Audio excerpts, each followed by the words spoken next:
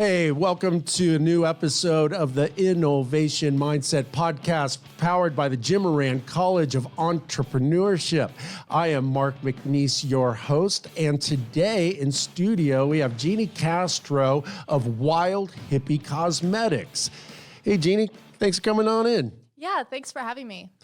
Tell us a little bit about Wild Hippie Cosmetics. Yeah, so Wild Hippie Cosmetics is an all-organic, local, and handmade company where I sell organic candles, teas, bath salts, a little bit of everything, and I also make custom orders. One thing that I originally started off with was my stretch mark oil, because when I was pregnant, I wanted to do something natural and help with my body and growing. I do like little things like that, where if a customer has like a customization that they would like, I'll try to create something that they need.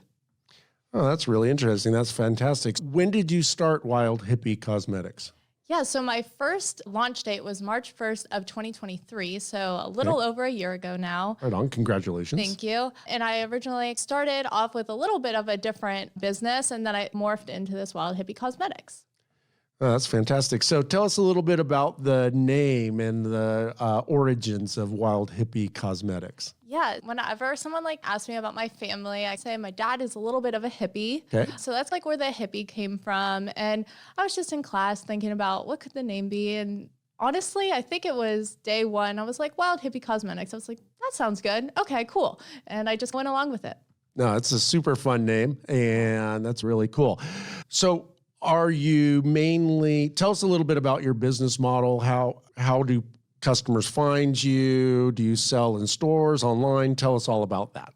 Yeah, so I was very fortunate in March when I first started a year ago. I found two companies who wanted to sell my products. One of them is Quarter Moon Imports, local here in Tallahassee, and they sell my candles, my bath salts, and my soaps as well. So those are the three things. I also am with Visit Tallahassee Visitor Center, and in both of their visitor centers, they sell those same products as well. I do a lot of in-person sales as well at different markets, and I would say my most frequent market would be the Market Wednesday here at FSU.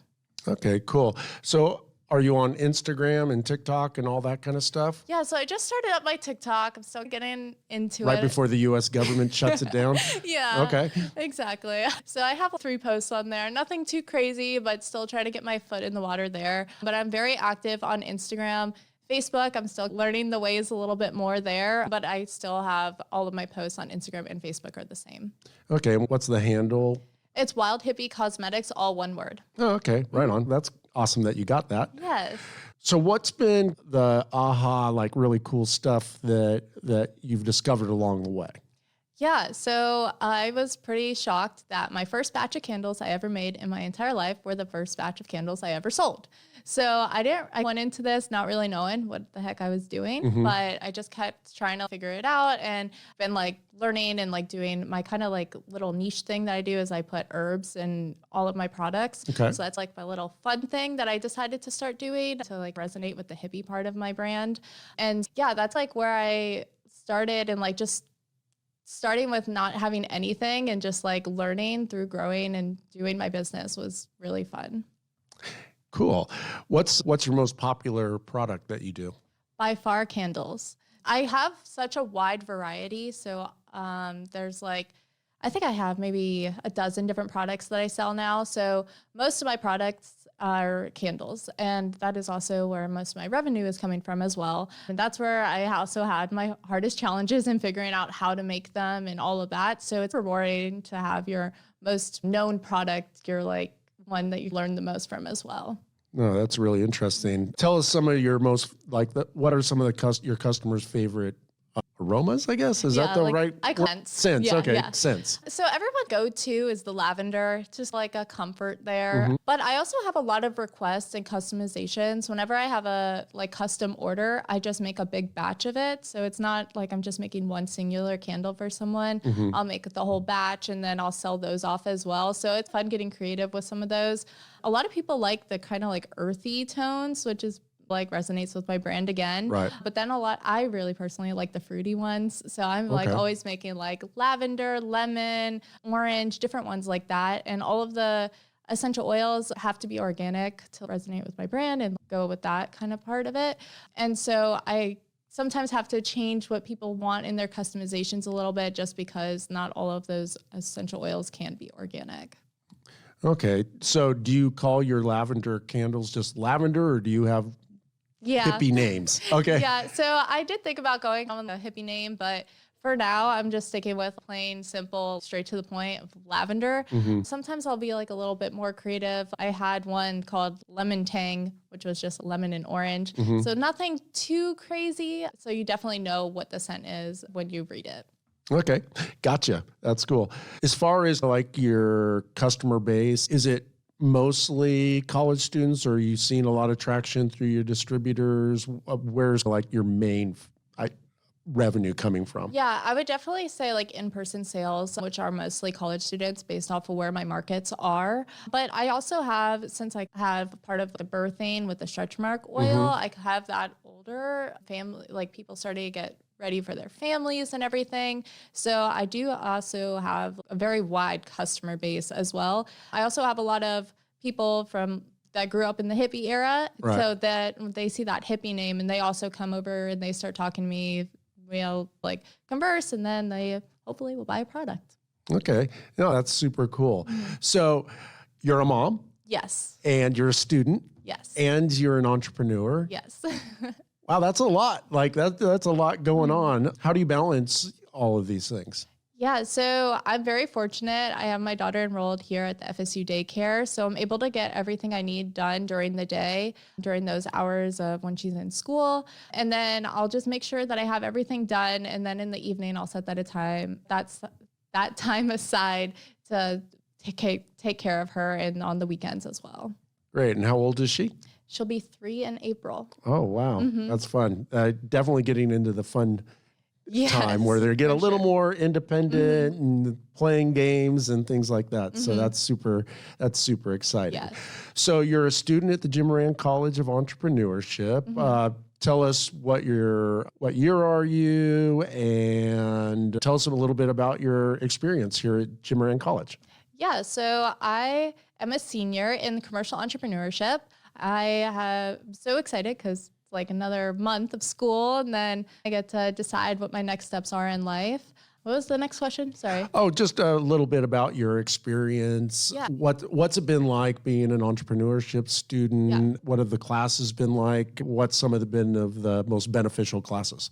Yeah, for the experiences class, Ron Fraser, that was really nice to just get my business started. I didn't really have an idea of what I wanted to do. Never thought that I would continue doing this. I actually had a job in high school where I was the essential oils product manager. Okay. And so I made a lot of different products with essential oils, like my little background there. And I didn't necessarily love it. It was fine. It was a fun job, but it wasn't something that I saw myself doing in the future. But being able to like have those experiences and just bring them into the Jim Moran College and like doing that in the experiences class, just like having that foundation was nice, and getting those steps in my entrepreneurial journey. No, that's cool. Has there been any faculty members or staff members at the college that have been influential or have supported you along your way? Yeah, definitely. So Caitlin Simpson, she works in the office. She is actually my mentor. So we set up meetings every now and then. I haven't had as many meetings with her recently because I haven't felt the need for them, but I'm definitely able to come up to her, talk to her, see what I need done. I've also met with CPAs to help with my taxes and all of that kind of stuff and reporting that. So having her as my mentor to help me guide me and get those networking of different things that I could use.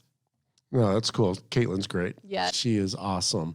Besides experiences, what are some of the, maybe not just classes, but other things that you've done at Jim Moran, resources maybe that have been made available to you that's helped you along the way?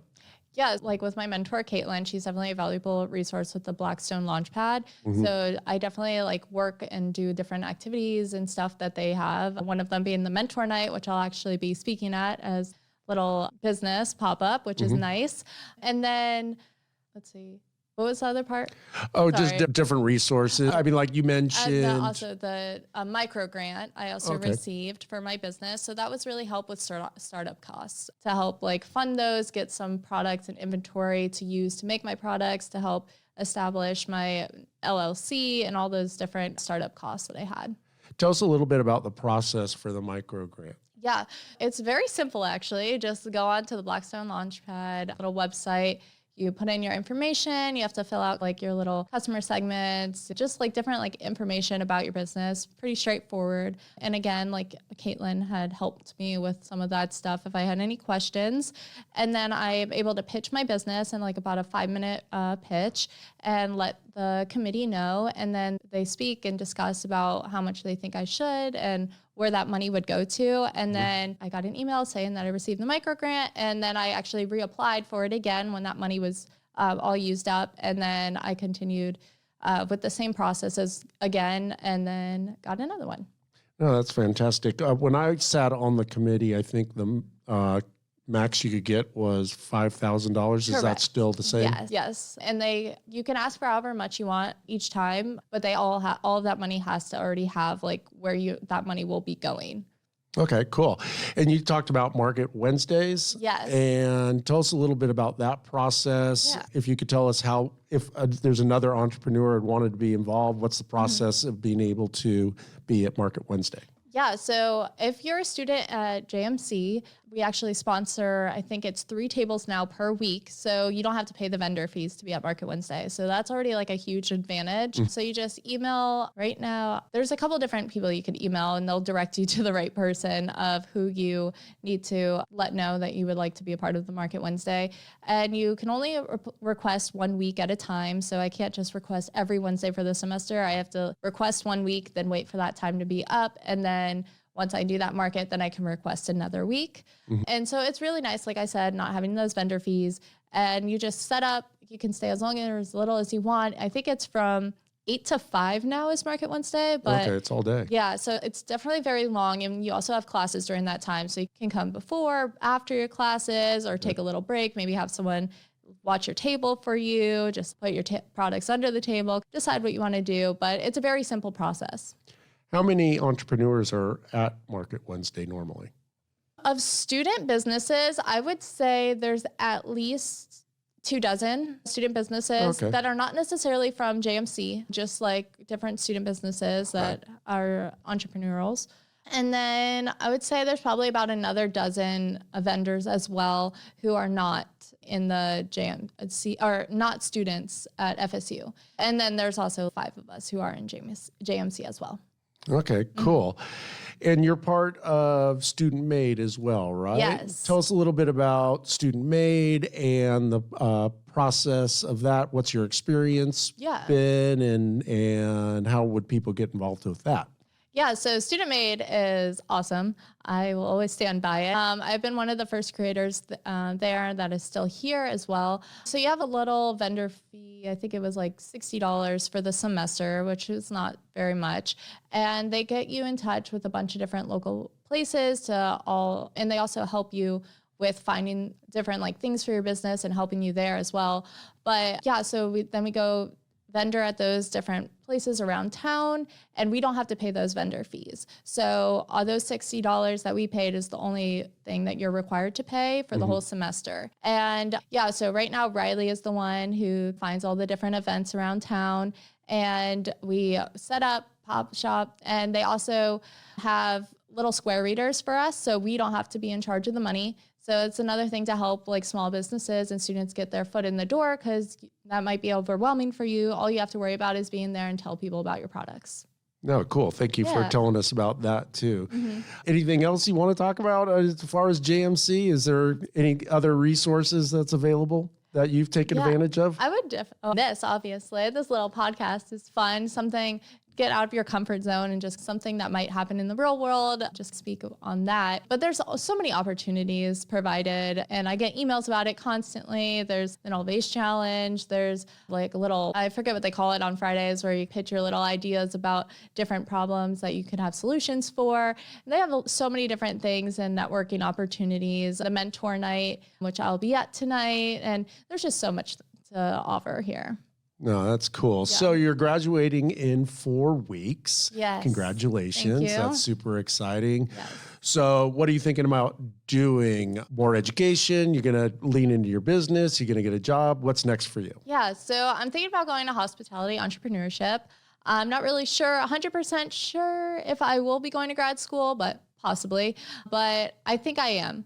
And since that grad school is all online, I definitely want to focus a lot more on my business because I'll have more time and be able to make my own schedule.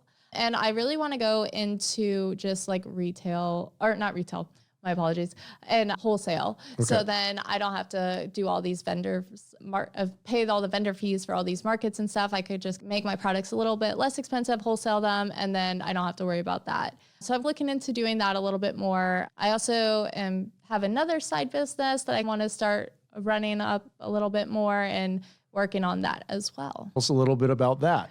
Yeah. So like I said at the beginning, I had started with a different business before Wild Hippie, and that was called Jeannie Birthing. So that's where I originated with the stretch mark oil, and I wanted to do that. But then I decided to just have tangibles as Wild Hippie and then my services as Jeannie Birthing. And so Jeannie Birthing I'll have classes to help with birth preparation, and I'll do hypnobirthing, which is a way to relax the body in a state of hypnosis while giving birth so you can have a natural birth. I've never even heard of hypnobirthing. That's Yes. very interesting. Can you tell us more about that? Yeah, the birthing process has changed and it's different for everyone. But when you're in a hospital, it's very like normal to just have an epidural, kind of take some medication or have a C-section. Part of hypnobirthing is you trust your body. You don't need any of that stuff. Like this has been like a thing that women have done for many years. You just get into this really relaxed state where you can give birth without any medication. And I actually was a student in a hypnobirthing class, and that's how I had my daughter. And so now I want to be the instructor for it. Oh, that's really cool. Yeah. So I always like to ask our guests, if you could go back and tell yourself something before you started being an entrepreneur or even student, or really I try to have it open as much as possible. If you could go back and tell yourself one thing or one piece of advice, what would it be? Just start. That's literally it. And honestly, I followed that model a little bit because we started the entrepreneurial class in January. And then by the time I had my business started, it was March. So I did just start. But that's like watching all my peers as well, like just starting, doing that first step. Even if it's not necessarily something you're 100% passionate about, like I'm learning so much about registering my business with SunBiz and all this different stuff that when I do find the thing that I'm like really committed to, and that's like where all of my money and revenue to raise my family and everything is going to come from, I'll already know how to do that. And I won't have to do those learning curves because I'll already have done them. That's fantastic. Thank you so much for coming in and sharing your story with us. Thank you.